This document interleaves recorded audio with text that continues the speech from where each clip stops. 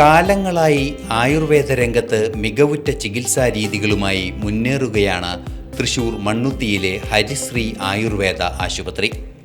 കേരളത്തിലെ പ്രശസ്തമായതും പഴമയുള്ളതുമായ ആയുർവേദ ആശുപത്രികളിൽ ഒന്നാണിത്. 40-ലധികം വർഷമായി ഈ മേഖലയിൽ വ്യക്തിമുദ്ര പതിപ്പിച്ച ഡോക്ടർ ടി ശ്രീകുമാറാണ് ആശുപത്രിയെ നയിക്കുന്നത്. പ്രശസ്ത കവി വൈലോപ്പിള്ളി ശ്രീധരമേനോന്റെ മകൻ കൂടിയാണ് ഡോക്ടർ ടി ശ്രീകുമാർ. ചെറുപ്പം മുതൽക്കേ ആയുർവേദത്തോട് പ്രിയം തോന്നിയ അദ്ദേഹം പഠനത്തിനായി ഈ മേഖല തന്നെ തിരഞ്ഞെടുത്തു. കോട്ടയ്ക്കൽ ആയുർവേദ കോളേജിൽ ചേർന്ന് പഠനം തുടങ്ങി. ഹൈദരാബാദിൽ നിന്നും ശല്യതന്ത്രത്തിൽ PG കരസ്ഥമാക്കി. പിന്നീട് പൂനെ യൂണിവേഴ്സിറ്റിയിൽ PhD പൂർത്തിയാക്കിയ അദ്ദേഹം വൈദ്യരത്നം ആയുർവേദ കോളേജിൽ അധ്യാപകനായി 32 വർഷത്തോളം സേവനമനുഷ്ഠിച്ചു. പിന്നീട് ചെറുതുരുത്തി PNNM ആയുർവേദ കോളേജിൽ പ്രിൻസിപ്പലായി. 37 വർഷമായി ഹരിശ്രീ ആയുർവേദ ആശുപത്രിയിലെത്തുന്ന രോഗികൾക്ക് ആശ്വാസം പകരുന്നതാണ് ഡോക്ടറുടെ സേവനം.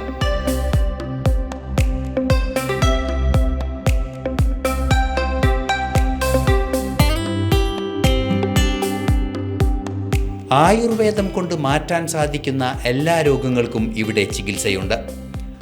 പൈൽസ്, ഫിസ്റ്റുല, ഫിഷർ തുടങ്ങിയ രോഗങ്ങളിലാണ് ഡോക്ടർ ശ്രീകുമാർ കൂടുതലായും ശ്രദ്ധ ചെലുത്തുന്നത്. ക്ഷാരസൂത്രത്തിലൂടെ ദീർഘകാലം രോഗങ്ങളാൽ ബുദ്ധിമുട്ട് അനുഭവിച്ചവർക്ക് ആശ്വാസം പകരാൻ ആശുപത്രിക്ക് സാധിക്കുന്നുണ്ട്. ആധുനിക കാലഘട്ടത്തിൽ മനുഷ്യരുടെ ജീവിതവും ഭക്ഷണരീതിയുമൊക്കെ രോഗങ്ങൾ വരാൻ ഇടയാക്കാറുണ്ട്. ഹരിശ്രീ ആശുപത്രിയിലെ മികച്ച രീതിയിലുള്ള ആയുർവേദ ചികിത്സയിലൂടെ നിരവധി പേർക്കാണ് രോഗങ്ങൾ മാറ്റാനായത്. ക്യാൻസർ രോഗികൾക്കടക്കം ഒരു പരിധിവരെ സമാധാനം നൽകാനും മരുന്നുകളിലൂടെ വേദനയകറ്റാനും സാധിച്ചതായി ഡോക്ടർ വ്യക്തമാക്കുന്നു. ഡിസ്ക് പ്രശ്നങ്ങളുമായി കൂടുതൽ രോഗികൾ ആശുപത്രിയെ ആശ്രയിച്ചിരുന്നു. രോഗികൾക്ക് ആവശ്യമായ അടിസ്ഥാന സൗകര്യങ്ങളും താമസ സൗകര്യവും ഹരിശ്രീ ആശുപത്രിയിലുണ്ട്. ഡോക്ടർ നമസ്കാരം. ഈ ഒരു ആയുർവേദ രംഗത്തോട്ട് എങ്ങനെയായിരുന്നു ഡോക്ടർ കടന്നു വരുന്നത്? അത് പറയാൻ കഴിഞ്ഞാൽ വലിയൊരു സ്റ്റോറിയാണ്. ഞാൻ ഡിഗ്രി പഠിച്ചിട്ടുള്ളത് കോട്ടയ്ക്കൽ ആയുർവേദ കോളേജിലാണ്. അത് കഴിഞ്ഞതിന് ശേഷം പോസ്റ്റ് ഗ്രാജുവേഷന് വേണ്ടിയിട്ട് ഗവൺമെൻറ് ആയുർവേദ കോളേജ് ഹൈദരാബാദിൽ നിന്നാണ് പോസ്റ്റ് ഗ്രാജുവേഷൻ എടുത്തത്. അപ്പം അന്ന് ശല്യതന്ത്രം എന്ന ഞാൻ ഇപ്പോൾ ട്രെയിൻ ചെയ്യപ്പെട്ടിട്ടുള്ള ഡിസിപ്ലിൻ അതിൽ പോസ്റ്റ് ഗ്രാജുവേഷൻ കേരളത്തിലുണ്ടായിരുന്നില്ല. അതുകൊണ്ടാണ് എനിക്ക് ഹൈദരാബാദിലേക്ക് പോകേണ്ടി വന്നത്. പക്ഷേ അവിടെ നിന്ന് നല്ല രീതിയിലുള്ളതായിട്ടുള്ള ട്രെയിനിങ് ഗവൺമെൻറ് ആയുർവേദ കോളേജ് ഹൈദരാബാദിൽ നിന്നും കിട്ടുകയും അതിനുശേഷം ഞാൻ അത് ഇവിടെ വന്നിട്ട് എനിക്കത് കിട്ടിയതായിട്ടുള്ള ട്രെയിനിങ്ങിൻ്റെ കുറേയധികം ഭാഗങ്ങളെങ്കിലും ഇംപ്ലിമെൻറ്റ് ചെയ്യണമെന്ന് തോന്നുകയും ചെയ്തു. അങ്ങനെയാണ് ഞാൻ ഈ ഫീൽഡിലേക്ക് വന്നത്. ഈ മണ്ണുത്തിയിലെ ഹരിശ്രീ ആശുപത്രി അത് എത്ര കാലമായി ആരംഭിച്ചിട്ട്? മണ്ണുത്തിയിലെ ഹരിശ്രീ ആയുർവേദ ഹോസ്പിറ്റൽ തുടങ്ങിയിട്ട് ഇപ്പോൾ കൃത്യമായിട്ട് ഏകദേശം 37 വർഷത്തോളമായി. ഡോക്ടർ, ഇവിടെ പൈൽസ്, ഫിസ്റ്റുല, ഫിഷർ തുടങ്ങിയ രോഗങ്ങൾ ഇത്രയും വർഷമായിട്ട് തന്നെ ചികിത്സിച്ച് പോരുന്നുണ്ടോ?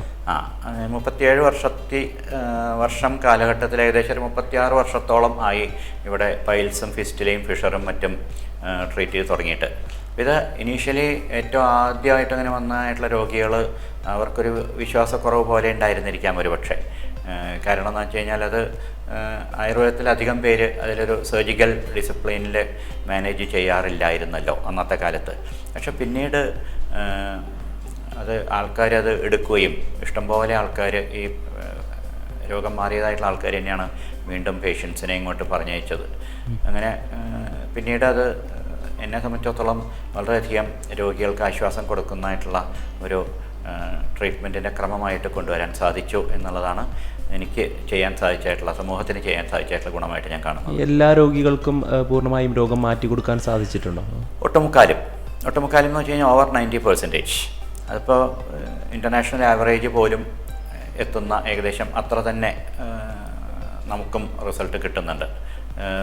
90 to 95% ആൾക്കാരുടെ രോഗവും പരിപൂർണമായിട്ട് തന്നെ, പരിപൂർണം എന്ന് വെച്ച് കഴിഞ്ഞാൽ വിത്തൗട്ട് എനി റെക്കറൻസ് വാട്ട്സോവർ, ഒരിക്കലും വീണ്ടും വരാത്ത രീതിയിൽ തന്നെ മാറ്റി കൊടുക്കാൻ സാധിക്കുന്നുണ്ട് അത്രയും ശതമാനം പേരുടെ. ആയുർവേദത്തിൽ പറയപ്പെട്ട രീതികൾ തന്നെയാണോ ഈ രോഗനിർണയത്തിനും അതുപോലെ ചികിത്സയ്ക്കും?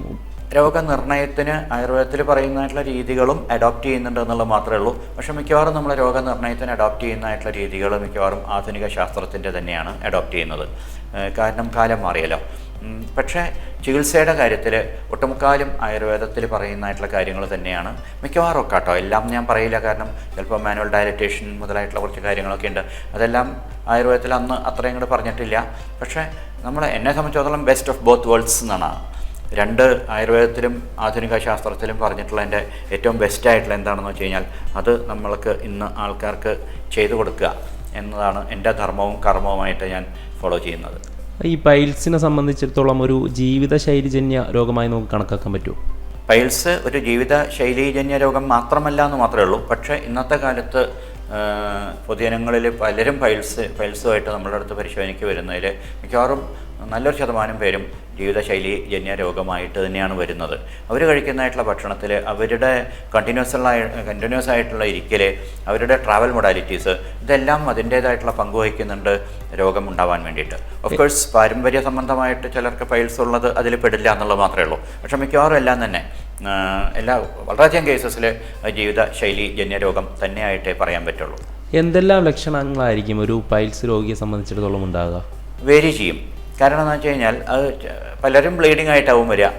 ചിലർ പൈൽസിനങ്ങനെ പെയിൻ പറയുന്നില്ല, പൈൽസ് ഒരു പെയിൻഫുൾ രോഗമല്ല ശരിക്കും. പക്ഷേ പലരും പൈൽസ് ആണെന്നുള്ള തെറ്റിദ്ധാരണയിലും വരുന്നുണ്ട്.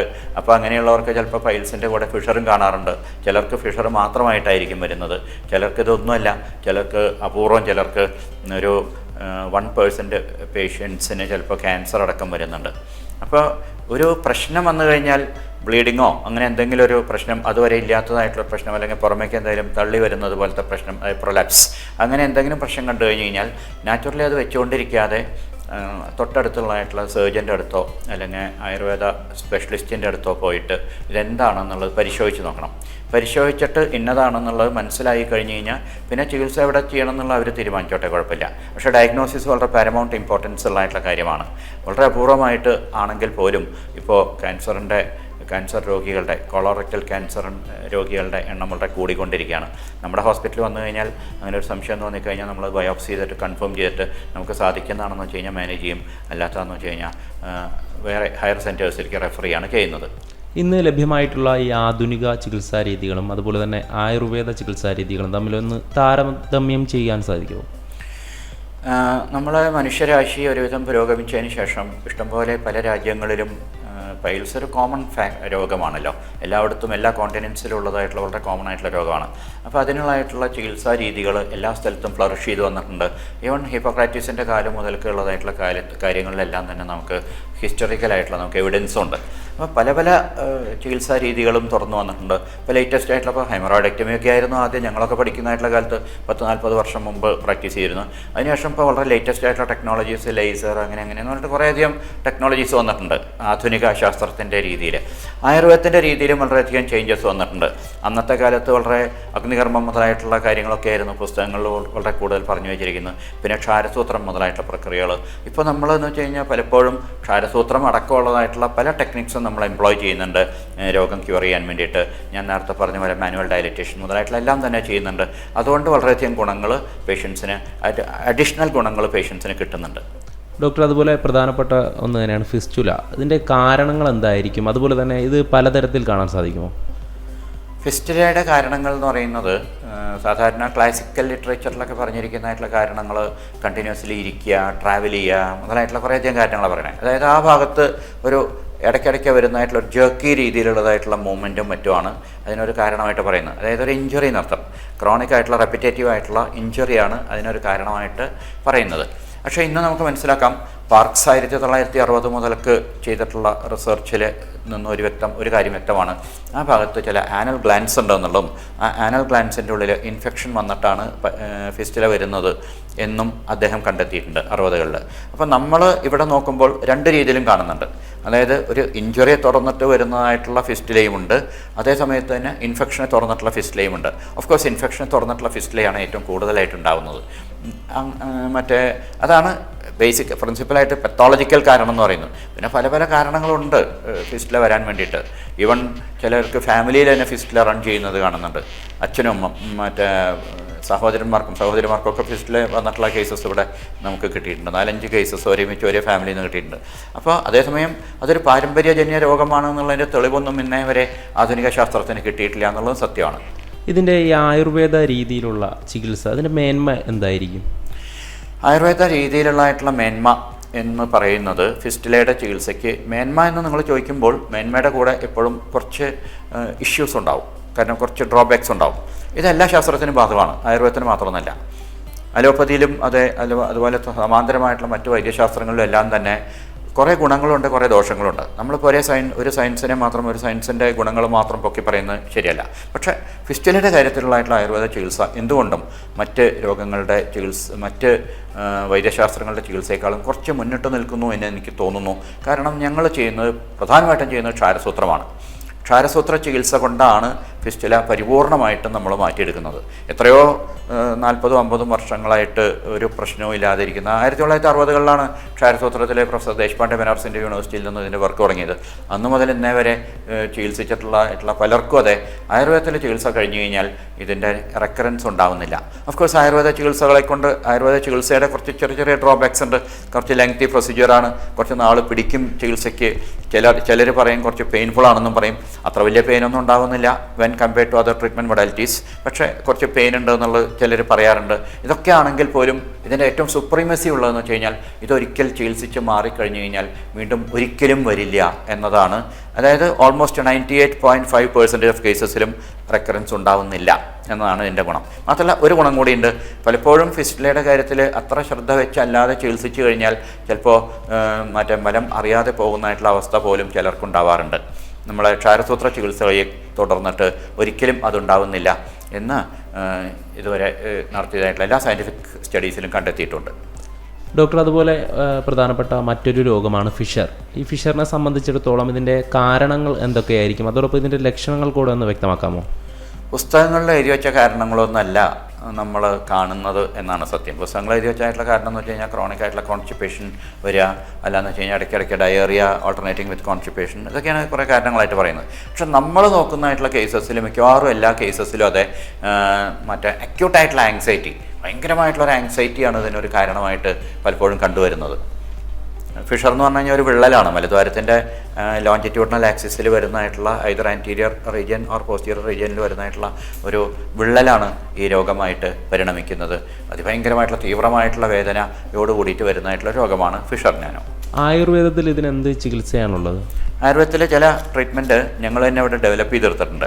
ആയുർവേദത്തിൽ കൺവെൻഷണൽ ആയിട്ടുള്ള ട്രീറ്റ്മെൻറ്റ് കുറേയുണ്ട് ഫിഷർ നാനോന്. ഞങ്ങളത് ആയുർവേദത്തിൽ പരിവർത്തിക എന്ന് പറയാം. പരിവർത്തിക്ക് ആയുർവേദത്തിൽ നല്ല ട്രീറ്റ്മെൻറ്റ് പറയുന്നുണ്ട്. അത് കൂടാതെ തന്നെ ആയുർവേദത്തിൽ തന്നെ ചില പുതിയ നോവൽ മൊഡാലിറ്റീസ് ഓഫ് ട്രീറ്റ്മെൻറ്റ് നമ്മളിവിടെ നമ്മുടെ ഇൻസ്റ്റിറ്റ്യൂഷൻ വകയായിട്ട് ഡെവലപ്പ് ചെയ്തെടുത്തിട്ടുണ്ട്. അത് പരിപൂർണമായിട്ട് തന്നെ ഫിഷർ മാറ്റി കൊടുക്കുന്നതായിട്ടുള്ള ടൈപ്പ് ട്രീറ്റ്മെൻറ്റാണ്. അതുപോലെ ഈ മലാശയത്തിലെ ക്യാൻസർ കൂടുതലായി കണ്ടുവരുന്നതായിട്ട് പറയുന്നുണ്ട്. ഡോക്ടർ, ഇവിടെ ഈ ആശുപത്രിയിൽ ഇതിന് ചികിത്സിക്കാറുണ്ടോ? ചികിത്സിക്കാറുണ്ട്. പക്ഷേ മലാശയത്തിലുള്ളതായിട്ടുള്ള ക്യാൻസർ ആദ്യം ഞാൻ നേരത്തെ പറഞ്ഞ പോലെ രോഗനിർണയത്തിനാണ് ഏറ്റവും കൂടുതൽ പ്രാധാന്യം കൊടുക്കേണ്ടത്. രോഗം നിർണ്ണയിച്ചു കഴിഞ്ഞാൽ ഏർലി സ്റ്റേജസിലാണെന്ന് വെച്ച് കഴിഞ്ഞാൽ അത് അപ്രോപ്രിയേറ്റ് ആയിട്ടുള്ള ഓൺകോളജിസ്റ്റിൻ്റെ അടുത്തേക്ക് അയക്കുകയാണ് ഞങ്ങൾ ചെയ്യാറ്. പക്ഷേ ചിലപ്പോൾ നമ്മളുടെ അടുത്തേക്ക് വരുന്നതായിട്ടുള്ള രോഗികൾക്ക് രോഗം വളരെയധികം പുരോഗമിച്ചിട്ട് ഇനി ഒന്നും ചെയ്യാനില്ല, എല്ലാവർത്തേക്കും സ്പ്രെഡ് ചെയ്ത് കഴിഞ്ഞു. ലിവറിലേക്കൊക്കെയാണ് സ്പ്രെഡ് ചെയ്യുക. ലിവർ, സ്പൈനൽ കോർഡ് മുതലായിട്ടുള്ള ഭാഗങ്ങളിലേക്കൊക്കെ സ്പ്രെഡ് ചെയ്യും. പാരായോട്ടിക് ഗ്രൂപ്പ് ഓഫ് ലിംഫ് നോട്ട്സ് വഴിക്ക് മുകളിലേക്ക് സ്പ്രെഡ് ചെയ്യും. അത് അങ്ങനെ സ്പ്രെഡ് ചെയ്ത് കഴിഞ്ഞിട്ട് ഇനി മിക്കവാറും ഇൻറ്റേർണൽ ഓർഗൻസിലൊക്കെ എത്തിക്കഴിഞ്ഞു, മെറ്റാസ്റ്റാസിസൊക്കെ ആയിക്കഴിഞ്ഞു, ഇനിയിപ്പോൾ ഒന്നും ചെയ്യാനില്ല എന്നുള്ളതായിട്ടുള്ള കണ്ടീഷൻസിലും നമ്മൾ മാനേജ് ചെയ്യുന്നുണ്ട്. അവിടെ നമ്മുടെ മാനേജ്മെൻറ്റിൻ്റെ ഉദ്ദേശം എന്താണെന്ന് വെച്ച് കഴിഞ്ഞാൽ ഈ രോഗത്തിൻ്റെ പ്രോഗ്രസ് തടഞ്ഞു നിർത്തുക, നമ്പർ 1. നമ്പർ 2, പേഷ്യൻസിന് സിംറ്റമാറ്റിക് ആയിട്ട് വലിയ ബുദ്ധിമുട്ടുകളൊന്നും കൂടാതെ സർവൈവ് ചെയ്യാൻ സാധിക്കുക. അതിന് ആയുർവേദത്തിൽ നമുക്ക് പരമാവധി ചികിത്സിച്ചിട്ട് കൺട്രോൾ ചെയ്യാൻ സാധിക്കുന്നുണ്ട്. ഞാൻ മാറ്റി കൊടുക്കുക എന്ന് ഞാൻ പറയുന്നില്ല കേട്ടോ, കാരണം അത്രയൊന്നും നമുക്ക് സ്റ്റഡി നടത്തിയിട്ടില്ല, അത്രയൊന്നും കേസസ് നമുക്ക് സ്റ്റഡി നടത്താൻ പറ്റിയിട്ടില്ല. പക്ഷേ പല കേസസിലും നമുക്ക് കൺട്രോൾ കൊടുക്കാൻ പറ്റിയിട്ടുണ്ട്. സാധാരണ മറ്റ് വൈദ്യശാസ്ത്രങ്ങളെ അപേക്ഷിച്ചിട്ട് ചിലവും വളരെ പരിമിതമാണ് ആയുർവേദത്തിൽ എന്നുള്ളതാണ് അതിൻ്റെ ഗുണം. ഡോക്ടർ കൂടുതലും ശ്രദ്ധ ചെലുത്തുന്നത് ഈ പൈൽസ്, അതുപോലെ ഫിസ്റ്റുല, ഫിഷർ രോഗങ്ങളിലാണ്. അപ്പോൾ എന്തുകൊണ്ടാണ് കൂടുതലും ഈ രോഗങ്ങൾക്ക് പ്രാധാന്യം നൽകി ചികിത്സിച്ചു പോരുന്നത്? ഈ രോഗങ്ങളുടെ പ്രാധാന്യം എന്ന് പറയുന്നത് മറ്റ് വൈദ്യശാസ്ത്രങ്ങളുടെ അടുത്ത് ചെന്ന് കഴിഞ്ഞ് കഴിഞ്ഞാൽ ഒരുപക്ഷെ ഒരുപക്ഷെ എന്ന് ഞാൻ പറയുന്നത് മുഴുവൻ ശരിയായിക്കൊള്ളണമെന്നില്ല. കാരണം എന്ന് വെച്ച് കഴിഞ്ഞാൽ പലർക്കും നല്ല റിസൾട്ട് ആധുനിക വൈദ്യശാസ്ത്രം കൊണ്ട് കിട്ടുന്നുണ്ട് കേട്ടോ, ഇല്ല എന്ന് ഞാൻ പറയുന്നില്ല. പക്ഷേ ചിലർക്കെങ്കിലും തീരെ റിസൾട്ട് കിട്ടാതെ അവർ അനുഭവിക്കാൻ കഴിഞ്ഞാൽ ലിറ്ററലി ഇങ്ങനെ ക്രമ്പിൾഡ് ആയിട്ട് പോകുന്നത് പോലത്തെ അനുഭവമാണ് പലരും, പ്രത്യേകിച്ച് ഫിസ്റ്റുലയുടെ ട്രീറ്റ്മെൻറ്റിൻ്റെ കാര്യത്തിൽ പറയുന്നത്. അപ്പോൾ അങ്ങനത്തെ ആൾക്കാർക്കൊരു എന്താ പറയുക, ഒരു ഹെൽപ്പിംഗ് ഹാൻഡ് കൊടുക്കുക എന്നതാണ് ഒരു ലക്ഷ്യം. രണ്ടാമത്തെ കാര്യം എന്ന് പറയുന്നത്, ഇത് ആരും ഈ ഫീൽഡിൽ അധികം നിൽക്കുന്നില്ല. എക്സെപ്റ്റ് ഇപ്പോൾ 2-3 സെൻറ്റേഴ്സ് കേരളത്തിൽ ഗവൺമെൻറ് ഓറിയൻറ്റഡ് ആയിട്ടുള്ള സെൻറ്റേഴ്സ്, നല്ല രീതിയിൽ പ്രവർത്തിക്കുന്നതായിട്ടുള്ള സെൻറ്റേഴ്സ് ഉണ്ട്. പക്ഷേ മിക്കവാറും സെൻറ്റേഴ്സിലൊന്നും അധികം സപ്പോർട്ട് കൊടുത്ത് കാണുന്നില്ല. എന്തുകൊണ്ടാണെന്നുള്ളത് എനിക്കറിയില്ല. അപ്പോൾ ഞാൻ ഈ ഫീൽഡിൽ ആദ്യം തന്നെ എനിക്ക് ഒരു ട്രെയിനിങ് കിട്ടിയിട്ടുള്ളത് കൊണ്ടും ആ ട്രെയിനിങ് കൊണ്ട് കുറേ പേർക്ക് ഗുണമുണ്ടായിട്ടുള്ളത് കൊണ്ടും ആണ് ഞാൻ ഈ ഫീൽഡിൽ തന്നെ കൂടുതലായിട്ട് ഫോക്കസ് ചെയ്ത് നിൽക്കാൻ കാരണം. മാറാരോഗങ്ങളുമായി ബുദ്ധിമുട്ടനുഭവിക്കുന്നവർക്ക് ചികിത്സ നൽകുന്നതിലൂടെ ആയുർവേദ മൂല്യങ്ങൾ ഉയർത്തിക്കാട്ടുകയാണ് ഹരിശ്രീ ആശുപത്രി. അതോടൊപ്പം ഡോക്ടർ ടി ശ്രീകുമാറിൻ്റെ ഫലവത്തായ ആയുർവേദ ചികിത്സാ രീതികൾ രോഗികളെ സംബന്ധിച്ചിടത്തോളം എന്നും ആശ്വാസകരമാണ്.